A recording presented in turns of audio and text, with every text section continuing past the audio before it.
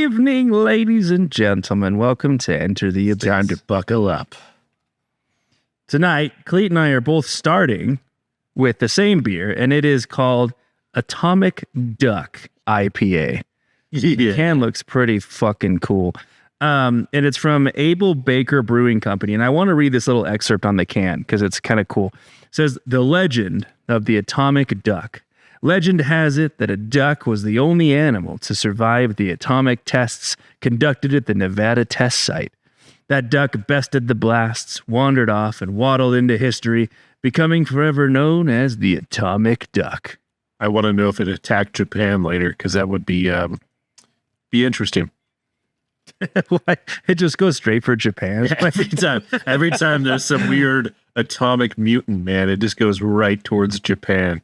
Don't know why. Right to Tokyo, right? Don't It just know why. fades into obscurity in the ocean and comes up later. It's like, I'm here to destroy your city. Yeah. So it's pretty cool. Quick story before we jump in, because we've actually got a crazy, awesome story tonight. But 2 nights ago, man, I went and saw Gwen Stefani live. Oh, yeah? Yeah. It was at a work event. Like, they had this huge corporate thing that my work got invited to. We had a couple tickets and it's really cool, but they finished at a block party and Gwen Stefani performed. Dude, I was like 6 rows away from her. I was so fucking close. Yeah, thanks for the invite, buddy. I really appreciate it. Thanks. It was a work event. She looks like she's in her 20s still, man. It's crazy. I would have been like, "Hey, Gwen! Gwen! Gwen!" I was like screaming. Yeah. Yeah, it was very nostalgic because my mom listened to her music growing up and I was like, holy shit, this is like right back to my childhood. She was a pop icon. Well, everyone, I've been talking about this for some time now. I've been wanting to do a deep dive on a specific creepypasta, which I consider a masterpiece. It is well written. It's called the Hidden Webpage, and I'm actually going to post a link to YouTube. It's narrated by the Dark Somnium on that platform, and it is amazing. And I will say that this deep dive is going to have some spoilers in it, so I would recommend you actually listen to the video itself, although I think you can still listen to this and then the video. And what's cool here is it's a very confusing story, and we have a lot of theories on here that kind of break down what happened. So let's jump in. All right. That's right. So get your alcoholic beverage, buckle up, turn down the lights, and join us as we enter here. Because tonight we delve into the tale, The Hidden Webpage. It's a creepypasta story by Jared Roberts that has unnerved even the most seasoned horror fans. The story reads like an urban legend for the digital age. A cursed website buried in the old web, a place known only as The Hole. In our solo midnight session, we'll explore this story's chilling beats and unravel the mysteries behind it. Prepare for an atmospheric journey through flickering screens and haunted code. One listener confessed that after one particularly terrifying scene involving something lurking under a bed, they were terrified of leaving their bed in real life. That's the kind of deep, lingering fear that we're dealing with right now. So turn down the lights, perhaps leave your screen's glow as the only illumination. Imagine the droning hiss of a 56K modem connecting in the dark, and the faint electronic whisper of something in the static. This is the story of the Hidden Webpage and the dangerous secret corner of cyberspace called The Hole. Our story follows an early internet veteran. Let's just call him Nathan for this retelling. A man who grew up with the whir of dial-up tones and the primitive web of the 90s. Nathan is nostalgic for those days of Lycos searches and Angel Fire homepages. It's been nearly 20 years since those first adventures online. One ordinary evening, his inbox pings with an unexpected message. An email from Angelica, a girl he knew from an old occult web ring back in 1999. He hasn't heard from Angelica in ages. Her email is friendly, a virtual, "Hey, what's been happening?" signed with a retro touch. Her old ICQ chat number. Intrigued and a little sentimental, Nathan replies. A bit of light returns to his routine as he eagerly comes home from work to exchange updates with this ghost from his past. Yet, soon, something feels off. Angelica's replies are oddly one-sided. She peppers him with questions about his life, but reveals nothing of herself. She refuses to video chat or talk on the phone. It's almost as if the Angelica he remembers is simply a shadow. Then, one night, her email asks a strange question that sends a prickle of dread down Nathan's spine. Do you remember the hole? The moment he reads those words, he feels watched. In his gut, he does recall something about the hole, but it's hazy, like a half-remembered nightmare. He can't place it, only that he's instinctively repulsed, as if some buried part of him knows the hole is something evil. When Nathan admits he doesn't really remember, Angelica insists. The hole was our little secret. We found it. It was right there all along. Sometimes when you'd load the darknet web ring in Netscape, there'd be a tiny black dot in the bottom left corner of the screen. Hover and click it, and you'd be there. You'd be in the hole. Do you remember now, don't you? And disturbingly, he does start to remember. As Nathan reads her description, an image forms of a hidden black pixel on an old website, a secret doorway online. He realizes he did click that dot once, with Angelica, but everything after is blank. He has no memory of what they saw or did in the hole, just a lingering nausea. That night, Nathan cannot sleep. The shadows of his monitor seem to watch over him. He dreams of being paralyzed in front of a screen, computers humming all around, and 3 strange men in beekeeper suits standing silently in a corner. An image that he can't explain. He wakes up in a cold sweat. A week passes with no further emails.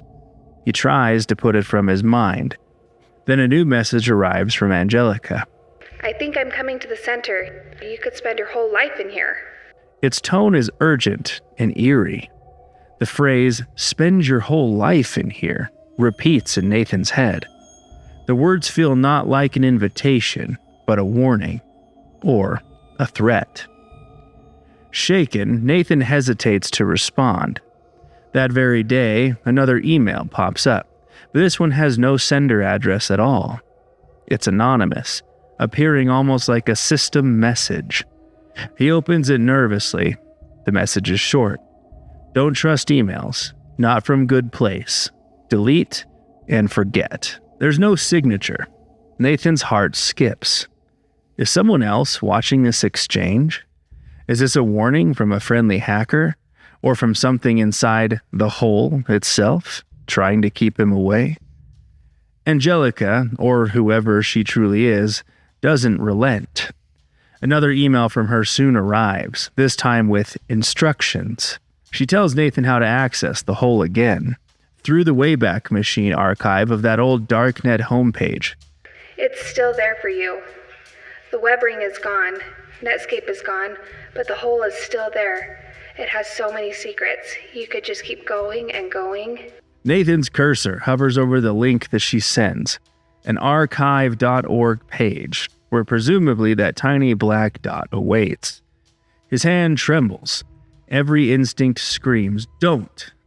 In the end, he cannot bring himself to click. He remembers nothing of what happened last time, but he knows it was bad. Instead, he closes his laptop, resolving to seek help. By now, Nathan suspects something truly bizarre is going on. He contacts the local police with his concerns. An old friend who might actually be a missing person, strange messages that feels like harassment, maybe a dangerous prank. Initially, the police shrug it off, but when he mentions Angelica's name in town, an officer finds a cold case report. Angelica vanished from her home one night in 1999. She was 13, last seen on her computer, then gone without a trace. This stuns Nathan. If Angelica went missing in 1999, who or what has he been corresponding with? Nathan digs through his memories of the late 90s, trying to recall anyone else who knew both him and Angelica. He remembers a fellow hacker from the old days An eccentric who went by the name of Rapscallion42, Rap for short. Rap was a legend in those early internet chat rooms, the type of guy who had been on the BBS boards in the 80s, into hacking, anarchy, all the forbidden cyberspace stuff. If anyone knew about the weird corners of the web back then, it'd be Rap. But online searches turned up nothing. It's like someone scrubbed all traces of Rap from the internet, which itself is unsettling. Desperate, Nathan digs out an ancient artifact from his closet, his old 1997 PC. Covered in dust, still running Windows 98, but it might hold old contacts. He sets it up and waits as it boots with a nostalgic whir. The old familiar icons appear, including ICQ, that classic 90s messenger. He launches ICQ, half expecting it to fail connecting. Miraculously, it connects and shows one offline message waiting. It's dated November 1999. His breath catches. It's from Angelica's account, sent right before she disappeared. You coming? The same phrase, all those years ago, hanging unanswered. A chill runs through him. Where was she asking him to go? Did she mean the hole? Nathan realizes, with dawning dread, that he might have missed a chance to help her back then, or perhaps avoid a fate she fell into. ICQ also reveals that Rap is miraculously online. It's as if his old PC reconnected to a lost timeline of the internet. Nathan sends Rap a message. "Hey man, long time no see." To his relief, Rap responds, and soon they're catching up in real time. Rap explains, in his oddball way, why he still uses these antiquated tools. He believes Y2K really did happen, just not how people expected. "It didn't break computers. It broke something in the connection of things," Rap insisted cryptically. He refuses to use modem settings, sticking to pre-2000 tech, convinced that everything built after Y2K is somehow tainted. Nathan set aside Rap's conspiracy theories for now and steers the conversation to Angelica. Rap had no idea she went missing. He assumed she simply dropped off the net around 1999, but the mention of that year and her disappearance makes Rap unnervingly serious. "It's no coincidence she vanished on Y2K, he types. "A lot of strange things happened then. The world changed. Only a few noticed." Nathan, heart pounding, divulges everything to Rap. Angelica's emails, the hole, the creepy events. Finally, someone believes him without question. Rap, in fact, has more pieces of the puzzle. He recounts a story from an old hacking forum he still frequents. There was a member named Reggie who disappeared from that forum in the late 90s. 20 years later, out of the blue, Reggie's account started reposting again. At first, it was friendly, if a bit off, as if someone were pretending to be Reggie and trying too hard. Then, Reggie began insisting he found something that revolutionized his life. "A whole frontier of hacking. The hacking begins inside you," he wrote, promising to show everyone. He spammed the forum with strange evangelizing messages. Finally, he posted a tiny URL link saying goodbye with an unsettling note. "I love you guys so much." Most of the forum members suspected a prank or some elaborate Rick-roll. One nearly clicked the link immediately, but paused to refresh for any replies. That likely saved his life.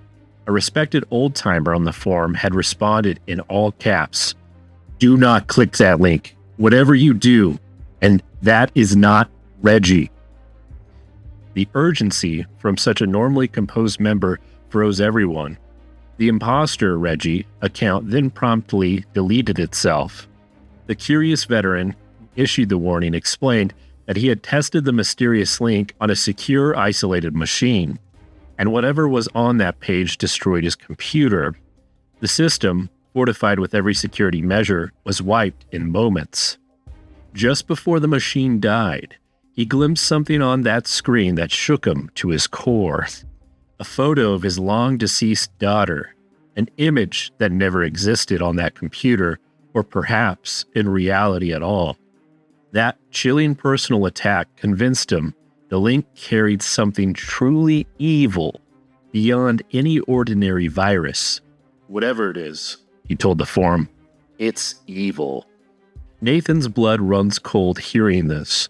It sounds exactly like the kind of thing he's gotten entangled with. Maybe the hole itself. Reaching out, Rap adds in a grave tone, if you've been on the internet long enough, you learn there's evil out there. Not the usual sick stuff. Something deeper. Something hidden in all that code and connections. Maybe it came from us at one point. Sometimes it tries to get out. Nathan's heart thuds. The words echo Angelica's warning and Rap's own Y2K paranoia. Could the internet have birthed a self-grown darkness? Some digital demon? The idea sounds like a techno-paranoia, yet everything he's experiencing feels exactly like that kind of nightmare. Suddenly, Rap says something that makes Nathan's breath catch. I still read your homepage all that time, man. You've been doing great work exposing the evil. Nathan blinks in confusion. Homepage? He hasn't had a personal webpage since 2001. Fortune City, the service that hosted his old paranormal fan page, went defunct long ago. I'm looking at your homepage right now. It was last updated a few days ago, and it's all about what we're talking about and what's going to happen next. It's a doozy. Before Nathan can question him further, Rap's status blinks offline. He's gone. Frantically, Nathan messages him, but Rap doesn't return. An icy sensation of being watched creeps over Nathan.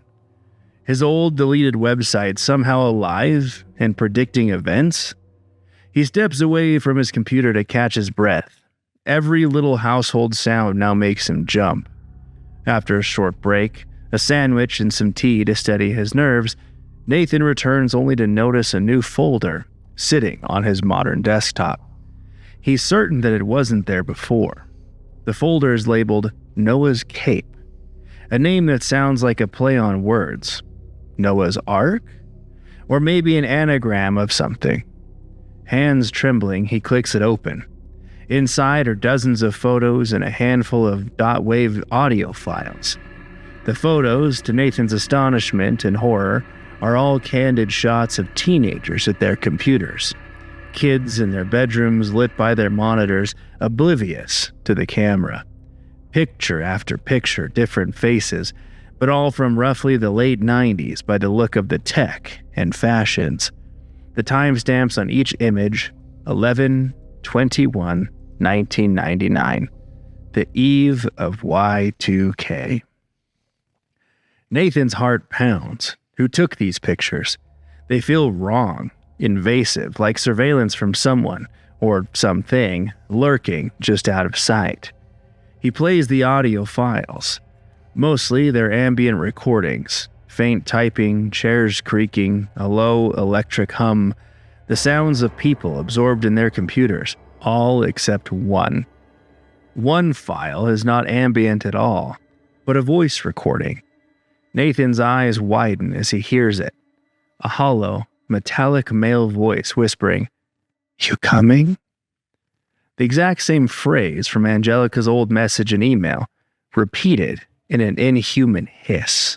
The voice has a sickening quality, like flesh sizzling on an iron, something utterly unnatural. Nathan's skin crawls. This clip is also timestamped 11/22/1999. Someone or something had recorded this back then, and somehow, after his chat with Rap, it just appeared on his current computer. He slams his laptop shut, heart racing. At this point, Nathan feels he's falling into madness, but he's also more determined than ever to get the answers. For Angelica's sake, for his own sanity. He reaches out to a trusted friend, Ben, a tech-savvy IT professional at the local university, and one of the only people he can count on. Nathan gives Ben a high-level rundown, something about an old website, possibly dangerous, and a mysterious gopher link that he was sent. Could Ben trace where that gopher server is hosted? Perhaps it could lead to whoever's orchestrating this. Ben agrees to investigate, though he's clearly skeptical. While waiting on Ben's findings, an unexpected breakthrough comes from the police. Detective Therault, a cop with a hunch that there's more to Nathan's case, calls with news. They found Angelica. She's alive. She had run away from home by choice and had been living off-grid. No crime was committed, so legally she kept her privacy. But when told someone was searching for her, Angelica surprisingly asked to speak with Nathan.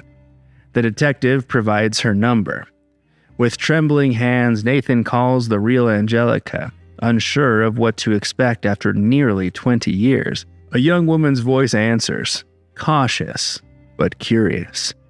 Angelica immediately tells him something shocking. It wasn't me sending you those messages. She goes on to swear that she never, ever contacted him online. Not in the 90s, and not now. Nathan's mind reels. If that's true, then who was Angelica? The person he befriended online as a teen. All those late-night chats, personal confessions, even the small facts about her life. Were those all lies? Angelica confirms details Nathan remembers about her. Her hobbies, family, dreams, but insists that she never told him. Somehow, someone or something knew those intimate facts and impersonated her to him. She'd encountered this before. In the late 90s, people would approach her claiming that they'd spoken to her online when she hadn't. Friends would say she was doing things or appearing places that she had never been. Angelica recounts a disturbing incident. One night, on ICQ, she thought she messaged a friend, but the friend replied confused, saying, I know you're not Angelica, because Angelica's sitting right here with me. That friend truly believed Angelica was physically with her, when in reality, she wasn't. Relationships fell apart over these bizarre occurrences. Angelica learned that something was mimicking her, and it all seemed connected to a personal horror from her early internet days. When Nathan asked if she's heard of The Hole, Angelica falls silent for a long time. Then she shares a memory that has haunted her. When she was 12, she frequented IRC chat rooms. There, she met a user called Holy Moses. He was friendly at first, even understanding and uncanny in how he knew exactly what she was feeling. Young and lonely, she found comfort in this mysterious stranger. But Holy Moses started saying weird, impossible things. He'd mention events that hadn't happened yet, like asking if she remembered seeing 3 men in bee costumes at a Halloween party. She had no idea what he meant, until 8 years later in college, when at a Halloween party she did see 3 men dressed as giant bees, silently sitting and staring, just as described. Another time he told her casually, "You can drink and smoke, you know. You died in a car crash." This chilling message made her question reality. Was she a ghost? Holy Moses then spoke of a place for special people like her. A place online that was infinite in all directions and contained everything that she'd ever need. He called it The Hole. All she had to do to join it was send him a single-letter message. M. Terrified yet tempted, her life was hard at the time, Angelica actually tried to type M, but her shaking hands hit N by mistake. Holy Moses vanished after that error, and she never heard from him again. Until 2010, when she got a lone email from an address ending at globetrotter.net with the familiar question, "You coming?" Angelica believes Holy Moses, whatever he or it is, impersonated her to others, including Nathan. She warns Nathan, What you're digging into, be careful. There are a lot of bad things hidden in the old internet.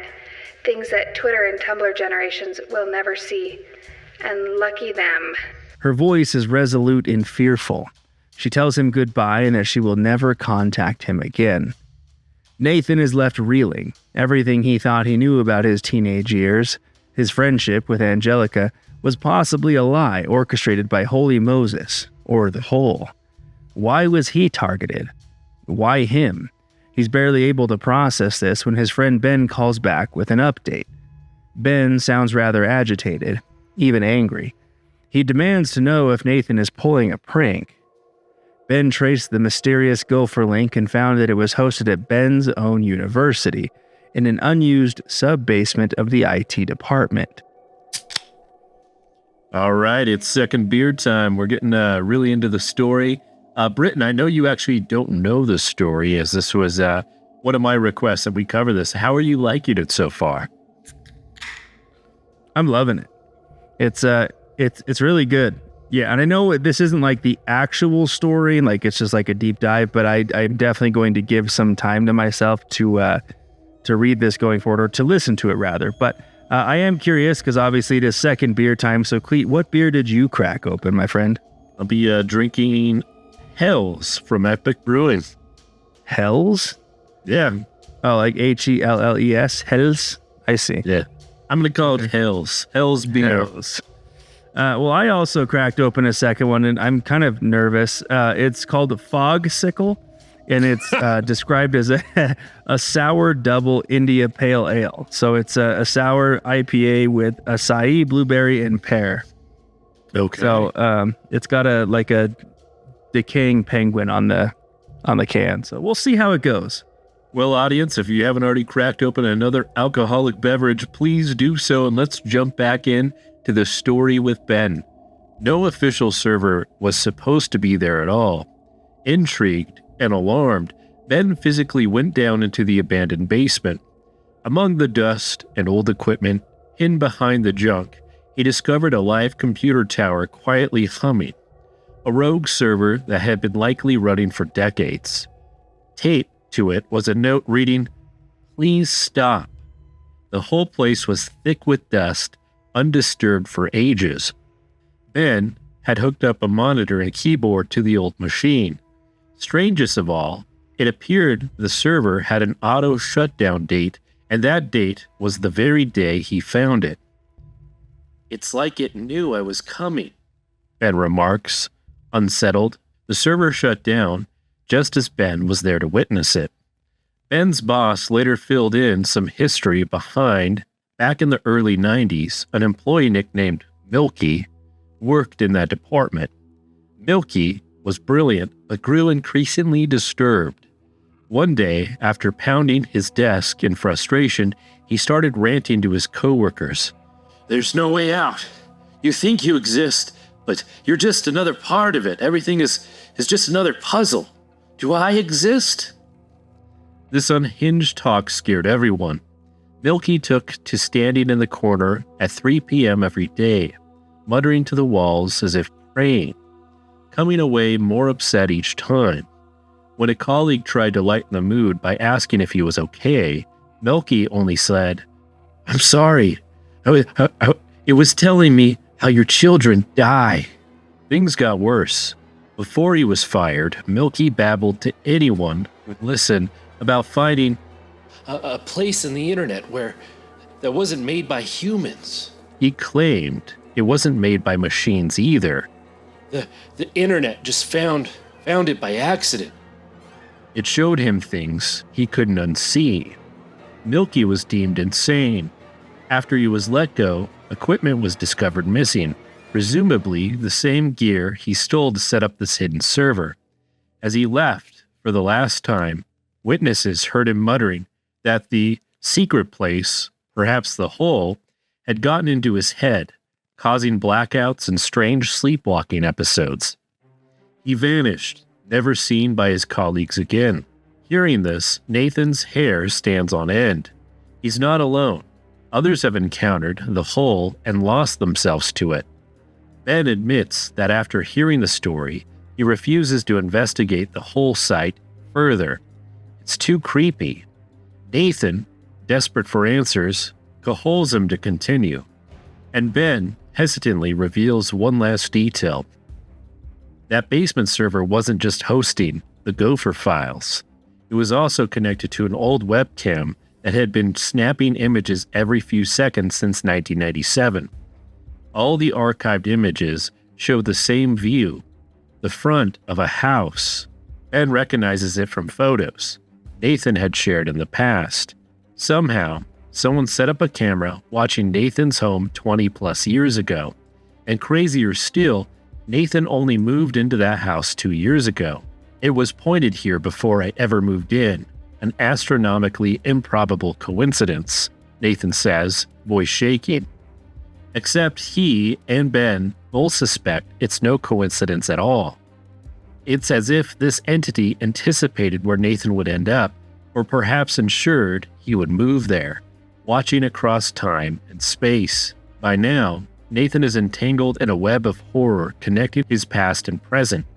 The very next day, still processing these revelations, he calls his mother. Maybe she might recall something about his odd behavior in the late 90s. To his shock, his mom says she was expecting this call. That morning, 2 strange men had shown up to her door with a note from Nathan asking her to let them in. She, assuming it was part of some prank he orchestrated, allowed them inside. Now, they're just sitting in her kitchen, side by side, saying nothing, dressed in cheap bee costumes. Nathan's mouth goes dry. Bee costumes, like Angelica's story of the men dressed as bees who appeared unnervingly in her life. He urgently tells his mother to get out of the house immediately. She's upstairs on the phone and would have to walk past them to exit. Nathan keeps her on the line as she creeps down, only to find the kitchen empty and the front door left ajar. They're gone. At the same moment, Nathan realizes with horror that his own front door is open, too. He distinctly remembers locking it. He grabs a kitchen knife and searches his one-story house, adrenaline pumping. Nothing. But a neighbor later confirms the impossible. He saw 2 men in bee costumes leaving Nathan's house and appearing in the woods across the road. Really quick here, just because I think it's funny. What would you do if your neighbor just like nonchalantly was like, hey, Cleet, I don't know if you're aware, but last night at like 2 a.m., I saw 2 people, 2 grown-ass adults in bee costumes just fucking leave your house. I tell him to mind his business. Mind your beeswax, buddy. like two grown-ass adults in bee costumes. Bring that up again, I'll hate you. You're like, yeah, keep that to yourself, dude. What I do in my time is my fucking business. Oh, I'm sorry. I thought I lived in America. I'm sorry. I thought it was America. I thought I could do what I wanted. Who cares if I have bee parties in my living room? Get fucked, buddy. All right, back to the story. The mystery and danger have breached Nathan's real physical life now. The police are called and a report is made, but beyond acknowledging someone is clearly harassing them in a bizarre fashion, the authorities have little to go on. Nothing was stolen, no one was hurt, just 2 silent intruders in bee suits. It's like a twisted prank, except Nathan knows it's part of a much larger, malevolent pattern. In talking with his mother afterwards, an old memory is jogged. Something she casually mentions that utterly upends Nathan's understanding of reality. She recalls how back in the 90s, before they officially had the internet at the home, Nathan used to play with the modem. Anyway, you'd have to dial up the modem, and you swore you heard a little voice inside the dial noises, she said lightly. You'd make me listen and said it was saying, everything's better in here. Abracadabra. Nathan is stunned. He has no recollection of his childhood creepiness. His mom then drops a bombshell. They never had an internet connection in their house while he was in high school. All those hours he remembers building his homepage, chatting on IRC late at night. According to her, that never happened at home. They only got internet years later, after he had already moved out. Instead, she recalls Nathan telling her that he found a way to get into the internet without a connection. by dialing a phone number with his modem and sitting still in front of the screen. She always assumed that he was joking or being imaginative. Nathan feels the floor tilt beneath him. Could it be true? Had he been accessing the hole or something like it back then, unknowingly, via that old internet cafe in town? Memories start filtering back. The Egypt, a dingy little internet cafe he and his friend Ricky used to visit on weekends in '97. He had all but forgotten it. Many local kids stopped going because the place got weird. Some wouldn't say why, but Nathan and Ricky kept visiting. Perhaps that was where he was getting online, beyond his mother's knowledge. Determined to confirm these hazy memories, Nathan messages his old friend Ricky, now long estranged. Ricky agrees to a phone call, but when Nathan's phone rings, the voice on the other end is distant, garbled, as if broadcast from a failing radio. It sounds like Ricky, but strange. Ricky, or whoever it is, says cryptically, alt.rec.birdwatch, and hangs up. Immediately after, on Facebook, Ricky's account sends a curt text. Nice catching up. That's it. Nathan learns through others that the real Ricky was in a debilitating accident years ago and isn't active online. So who just spoke to him? The clue itself is clear. Alt-Rec Birdwatch, a Usenet news group. Diving into this archaic corner of the internet, Nathan finds the group and combs through years of mundane posts, mostly British birdwatching pics and random spam. Buried in it, he finds a few odd messages that send chills throughout him. One post titled, "Remember the Dog?" describes a shared memory among some users, how they'd visit a certain place, not explicitly named, but Nathan realizes it's the Egypt Cafe. And sometimes it would be dusty and empty like an abandoned time warp. Other times, weird staff or people in costumes would be there watching them. Anyone remember the dog? The post asks. Sometimes there were no people, just this dog at the counter. I think it was a golden retriever. It never panted, but it watched. And sometimes it'd make you do things. Reading this, Nathan feels clammy. He has vague flashes of a silent dog sitting in that cafe, eyes always on him. Another user replies, "We thought we spent an hour, but the whole day passed. And when we compared notes, we remembered completely different things happening, even though we were together. It was like an acid trip, and we were stupid kids, so we just kept going." These fragmented recollections match Nathan's uneasy feelings. Lost time, dreamlike sessions at the Egypt. Finally, someone mentions the name, the Egypt. That's what the place was called. The fact that none of the posters initially dared to name it shows just how taboo it felt. One post recounts a horrifying incident. A kid sees a live webcam of his own bedroom on a monitor there. And on that feed, someone who looks exactly like him is ransacking the room. An impossible double.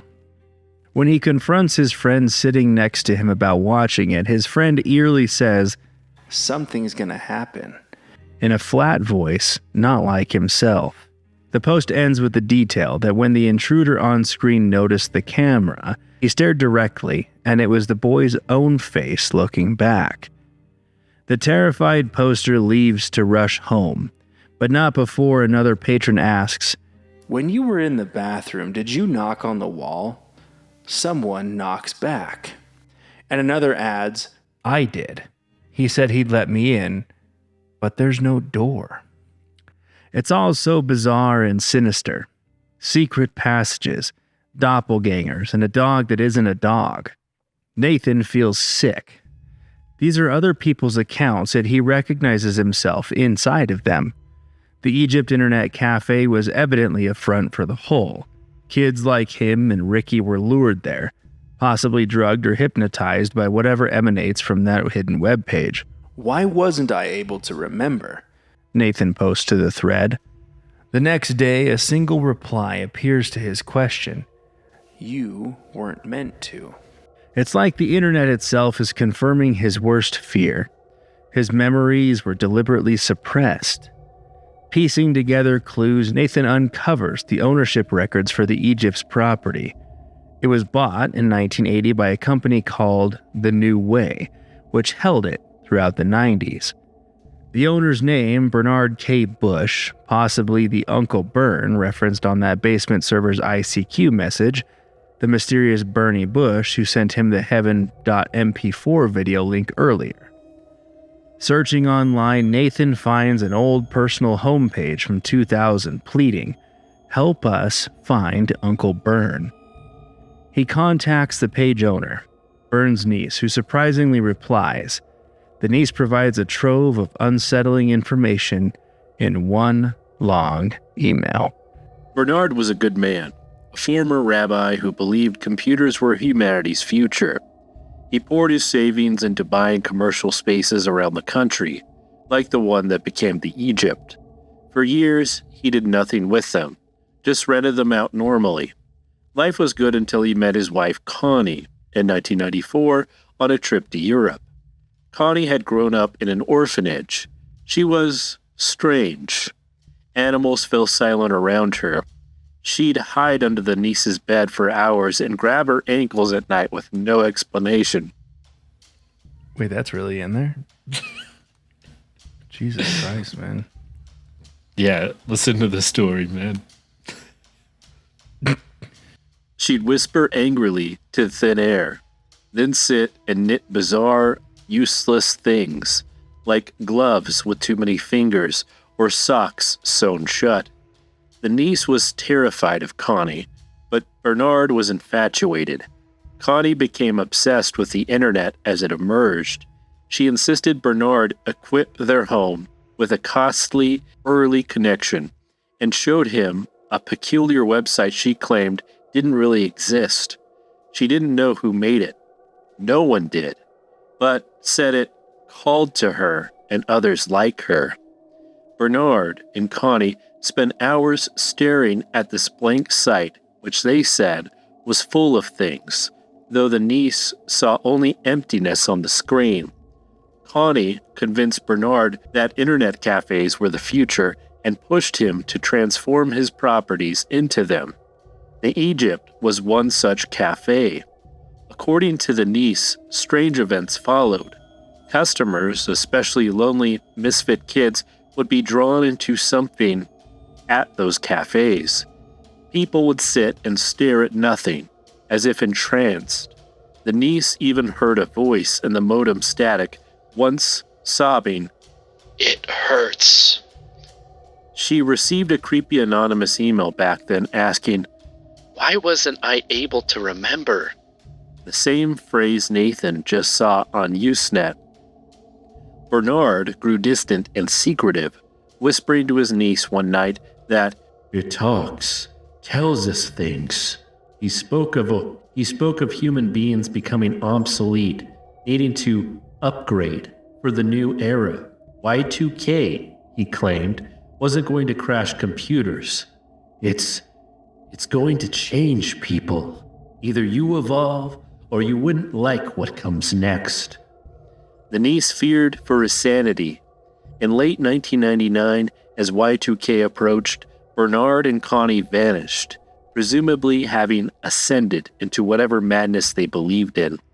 She suspected bad things happened in those internet cafes, but insists Uncle Bern meant no harm.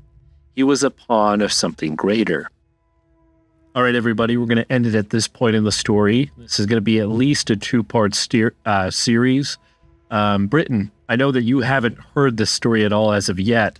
What is your feeling about this creepypasta? I'm hooked for sure. Like I said earlier, I'm definitely going to go and listen to the actual one. Like, I'm really curious to see like how the original is narrated.